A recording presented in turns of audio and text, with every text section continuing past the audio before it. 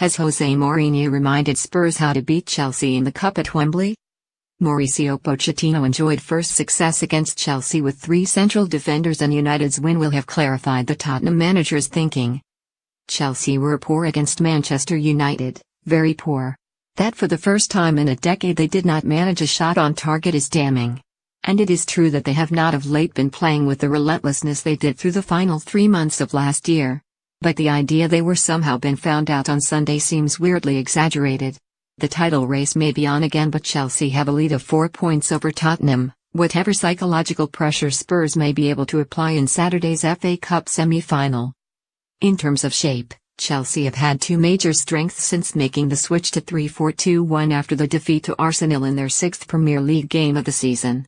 The back 3, shielded by N'Golo Kanté and Nemanja Matic, have presented a solid block and has allowed David Luiz to utilize his greatest assets, his strength and passing ability, without exposing his biggest weakness, his positional sense. Eden Hazard and Pedro, operating in effect as inside forwards, have been able to exploit the awkward pockets that exist between the opposing holding midfielders and fullbacks. José Mourinho is not the first to see the best way of countering the pair as being to use 3 central defenders, so one can always step out to meet the opponent with the knowledge the other 2 are covering. For those who see the game primarily in positional terms, which Mourinho probably does not, it is the obvious solution.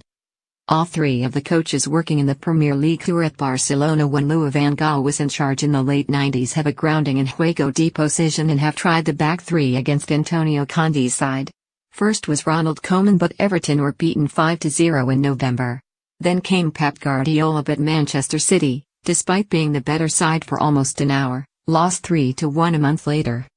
Mourinho simply applied the same logic but with a greater emphasis on defense and with greater resolve. 8 teams have played a back 3 against Chelsea this season. 6 have lost. Recognizing a solution and being able to enact it are not the same thing. There were other issues beyond United's defensive excellence. Ander Herrera did a fine job of marking Hazard, who is so key to Chelsea's attacking approach. He has created 66 chances this season, 25 more than any of his teammates. Other sides may be tempted to follow the Herrera model and man-mark Hazard, although for teams used to playing zonally, losing a midfielder to such a specific task can be disorienting. Hazard, anyway, may not seem quite so bereft when he has Marcos Alonso back as the left wing-back, offering a familiar option outside him. Would Thibaut Courtois have been quicker off his line than Asmir Begovic to meet Marcus Rashford when he scored United's first goal? If Mourinho's side had not taken a 7th-minute lead, would they have been able to play as reactively as they then did? Just as the early goal shaped the league meeting at Stamford Bridge, when Chelsea won 4-0 in October, so it influenced Sunday's game. If Chelsea are minded to look for excuses or explanations, they are readily found. The bigger concerns with regard to the title run-in are the fact they have not kept a clean sheet in the past 10 Premier League matches and Diego Costa's loss of form. Yet in a sense, whatever formula Mourinho has devised, however many others may employ it, is academic for Saturday's FA Cup semi-final.